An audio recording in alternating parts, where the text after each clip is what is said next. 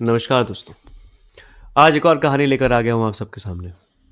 ये कहानी अगेन कोलकाता से है और ये मतलब प्रॉपर कोलकाता से नहीं है, आउटस्कर्ट कोलकाता से है। एक लड़की है जो कुछ साल पहले, बहुत पुरानी कहानी नहीं है, कुछ साल पहले की कहानी है और घटना है, सत्य घटना है। एक लड़की एमपी से यानी कि मध्य प्रदेश से किसी अपने पर्सनल रीजंस की वजह से उसे कोलकाता के शहर में ही एक कॉलेज चाहिए था just to complete her graduation. तो अपना ग्रेजुएशन कंप्लीट करने के लिए कोलकाता के कॉलेज में और एक स्पेसिफिक एरिया में भी चाहिए था और अपने सूटेबल लोकेलिटी के हिसाब से उसको उस कॉलेज में एडमिशन मिल भी गया ग्रेजुएशन के लिए। और यूजुअली हम देखते हैं कि भाई आउटस्कर्ट्स में ही ऐसे एरियाज आपको मिलते हैं, खुले खुले बड़े बड़े एरियाज मिलते हैं जहाँ पे कंस्ट्रक्शन होती है ऐसे बड़े बड़े कॉलेज और यूनिवर्सिटी कैंपसेस की। तो ऐसे ही एक एरिया में उसको एक अच्छे ठीक ठाक कॉलेज में एडमिशन मिल गया था। और अब घटना सुनने के बाद ही आपको पता चलेगा, आप खुद ही जज करेंगे कि भाई ये किस्मत की बात है कि बदकिस्मती की बात है कि पीजीज जो होते हैं ना, पेइंग गेस्ट वाली फैसिलिटी जो होती है, वो भी ऑफकोर्स कॉलेज के आसपास तो आपको मिलेगी, हॉस्टल पीजी वगैरह। तो उसको एक पीजी की फैसिलिटी मिल गई थी वहाँ पे।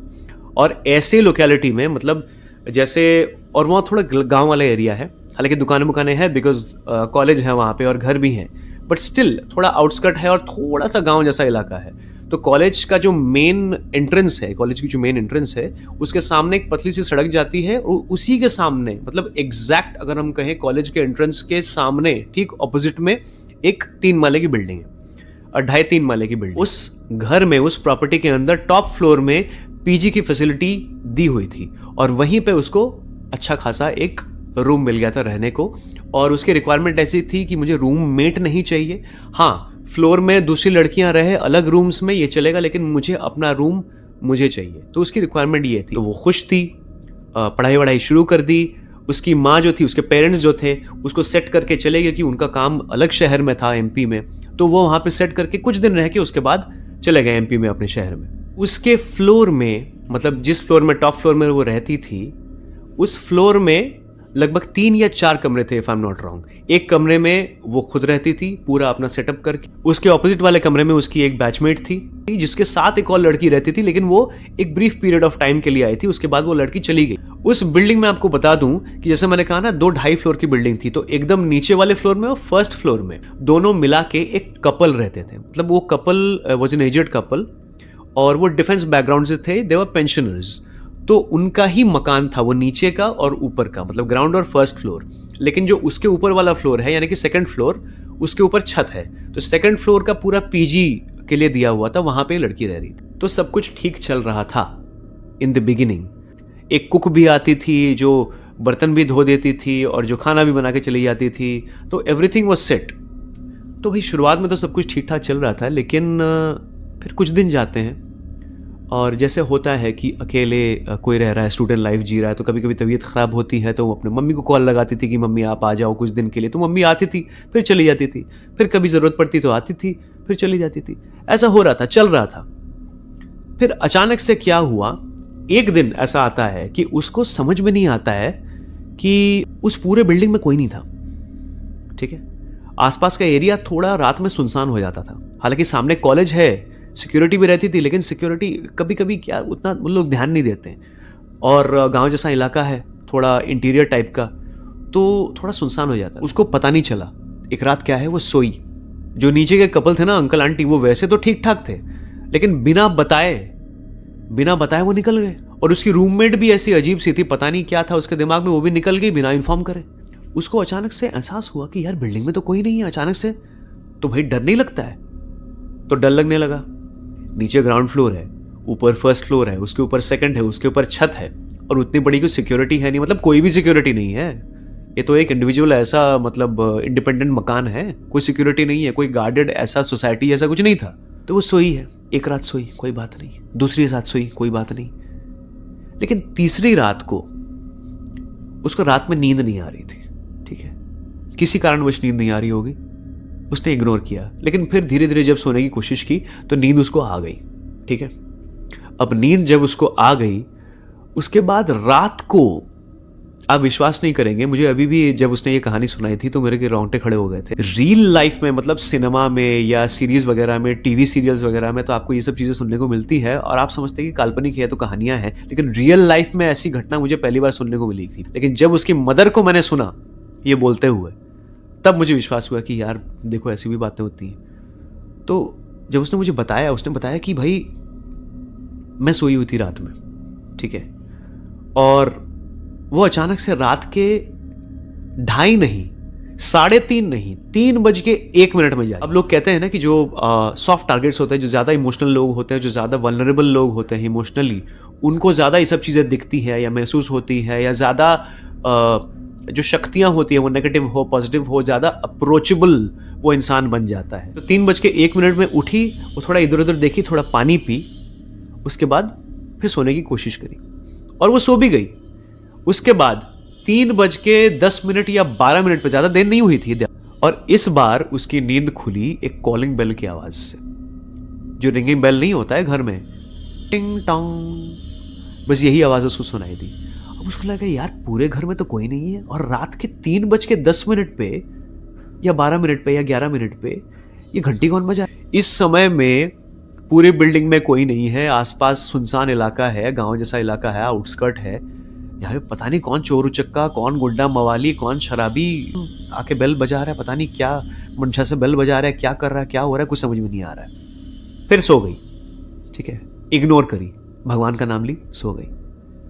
अब 3:30 बज रहे हैं रात के, ठीक है, 3:30 बज रहे हैं। अब फिर से उसकी नींद खुली और फिर से वही बेल, और इस बार वो बेल 2 या 3 बार बजी, टिंग टोंग करके 2 या 3 बार वो बेल बजी। अब उसकी सिट्टी पिट्टी गुल हो गई, वो नींद से उठी, उसको लगा कि यार ये क्या हो रहा है। पूरी रात डरी, वो थोड़ा ऊपर नीचे करके देखी भी, सीढ़ी तक भी गई हिम्मत करके, अपने जो पूरा फ्लोर है ना उसका जो मेन डोर है वो वाला खोली, दरवाजा खोली और सीढ़ी पे गई। उसके बाद वो जो होल होता है ना जहां से हम देखते हैं कि बाहर कोई खड़ा तो नहीं है, कोई बेल बजाता है, तो पहले तो उससे वो देखी, कोई नहीं था, तो हिम्मत करके वो दरवाजा खोली। थोड़ा सा ऊपर देखी, छत की तरफ वाली सीढ़ी जो है, कोई नहीं है, छत बंद है। नीचे देखी, नीचे तो वैसे भी कोई नहीं है। अब घर में तो कोई नहीं था बिल्डिंग में, और कोई है भी नहीं, सुनसान।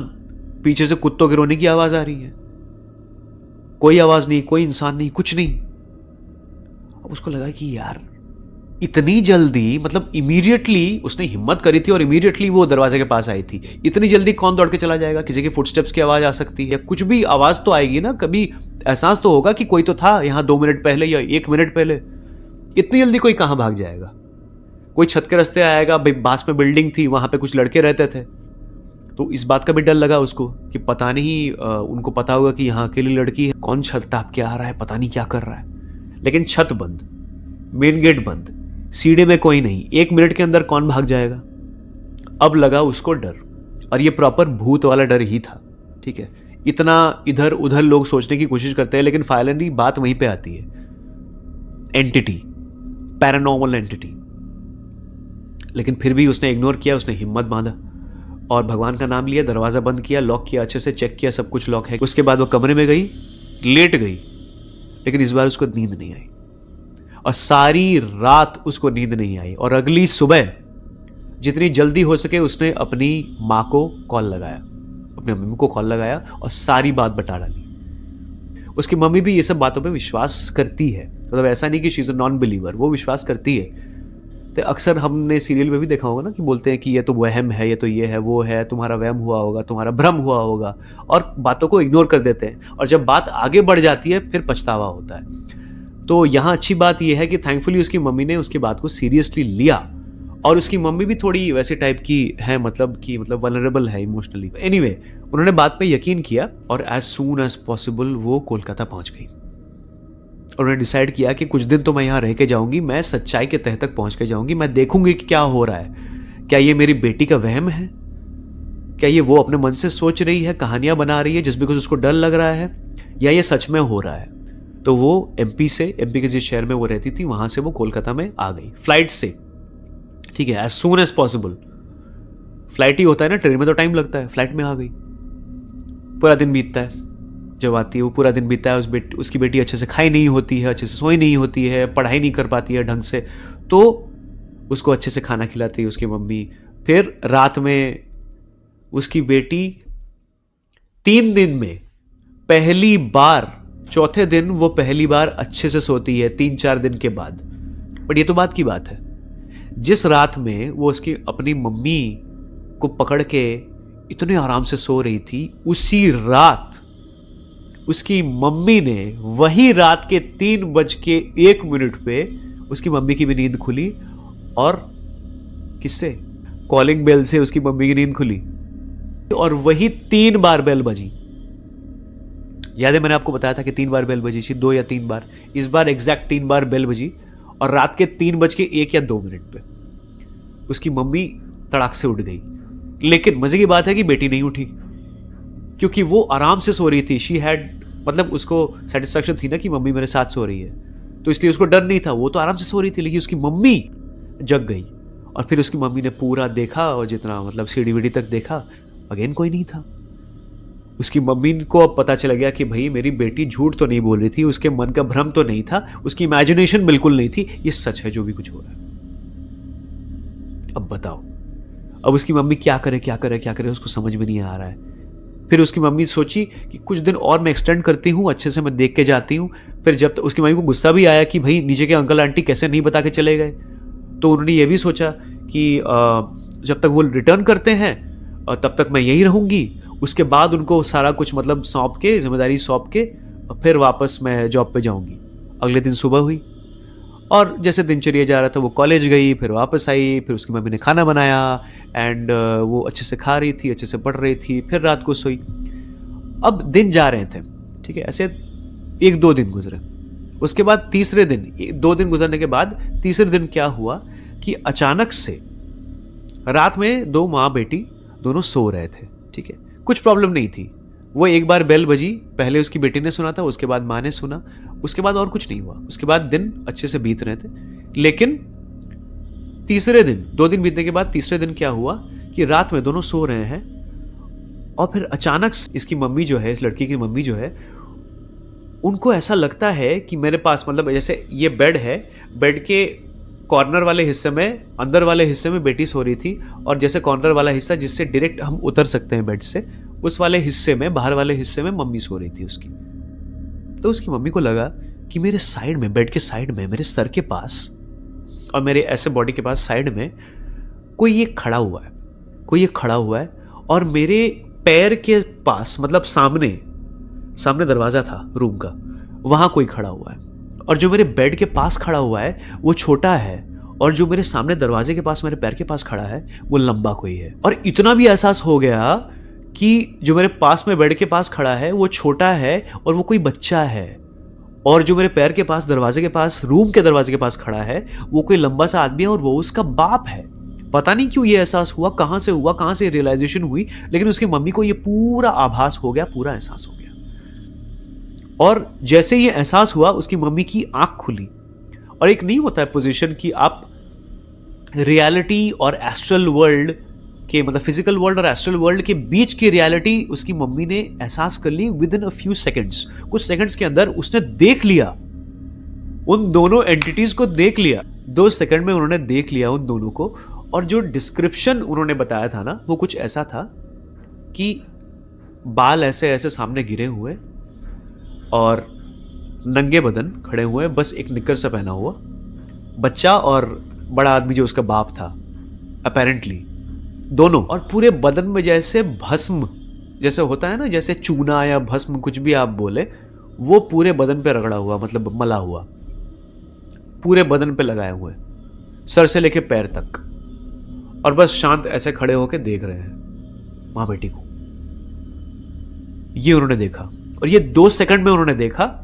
और उनको, लेकिन उसके बाद जैसे ही वो होश में आई, प्रॉपर होश में आई, उसके बाद वो गायब। लेकिन साथ ही साथ उनको ये भी एहसास हुआ कि दे वर हार्मलेस। ये भी उन्होंने बताया कि वैसे तो इंसान देख के डर जाता है, लेकिन उनको देख के डर नहीं लगा। इनफैक्ट ऐसा लगा कि वो बेचारे तड़प रहे हैं और किसी के हेल्प के लिए इंतजार कर रहे हैं, एक लूप में फंसे हुए हैं, ऐसा उनको एहसास हुआ। अब जैसे मैंने कहा था ना कि उनको ऐसी दिखती हैं चीज़ें और ऐसी एंटिटीज़ दिखती हैं और ऐसा एहसास होता है, विजन्स मिलते हैं, तो उनको एक एहसास, ये सारा कुछ ये उनको समझ में आएगा कि ऐसा ऐसा है, and they are not harmless, but फिर भी डर तो लगता है ना। ये बात वो अपनी मन में रखी हुई थी, अपनी बेटी को नहीं बताई थी, ये सोच के कि भाई बेटी डर जाएगी, पहले ही ये सब घटनाएं हुई है बेल वेल की, तो डर जाएगी खामखा, जिंदगी अच्छी चल रही है क्यों बताए।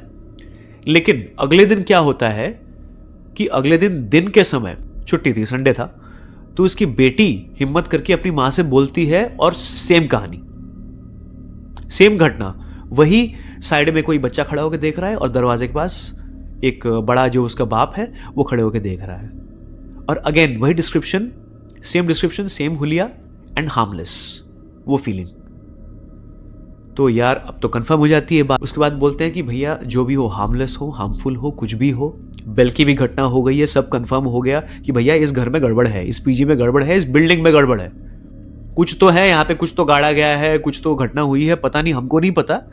लेकिन जैसे ही तुम्हारे नीचे के वार्डन आंटी आती है और यहाँ पे ओनर जिनसे हमने, ब्रोकर जिनसे हमने बात किया है, उनसे सब कुछ बात करके हम ये पीजी छोड़ेंगे और एज सून एज पॉसिबल हम यहाँ से किसी फ्लैट में शिफ्ट करेंगे आसपास, जितना भी पैसा लगे मुझे नहीं परवाह है, but I will not let you stay here. तो अकॉर्डिंगली वो लोग सब कुछ करते हैं, सब वार्डन अंकल आंटी आ जाते हैं, उनसे बात करते हैं, और जो ब्रोकर था उससे बात करते हैं, पैसा वैसे का लेन देन हो जाता है, और फिर वो किसी फ्लैट में ज़्यादा पैसे देकर ही शिफ्ट हो जाते हैं, और उसके बाद कभी मुड़ के भी नहीं देखते उस घर की तरफ। तो भैया ऐसी ऐसी घटना भी घटती है, उसके बाद उनको पता भी नहीं चलता कि वहां क्या हुआ, क्योंकि जिससे भी पूछते हैं आसपास लोगों से, वहां लोकेलिटी से, कोई बताने के लायक नहीं होता है, किसी को कोई नॉलेज ही नहीं होती कि क्या हुआ है। तो उनको कभी जिंदगी में आज तक नहीं पता चला कि वहां हुआ क्या था, कि उनको ये सब दिखा, सुनाई दिया और महसूस हुआ, अनुभव हुआ। आशा करता हूं कि आप लोगों को एंटरटेनिंग लगी होगी और सीख भी मिलेगी कि भाई कहीं भी मत सस्ता देखकर और लोकेशन ठीक ठाक देखकर आप चले जाओ रहने के लिए। थोड़ा रिसर्च कर लो, थोड़ा आसपास का माहौल देख लो, थोड़े पैसे ज़्यादा दे लो अगर पैसे हैं तो, क्या चला जाएगा ज़िंदगी में, सेफ्टी ज़्यादा बड़ी बात होती है। ठीक है, सेफ रहो और भगवान का नाम लेते रहो। ठीक है, राधे राधे, मिलते हैं अगले वीडियो पे।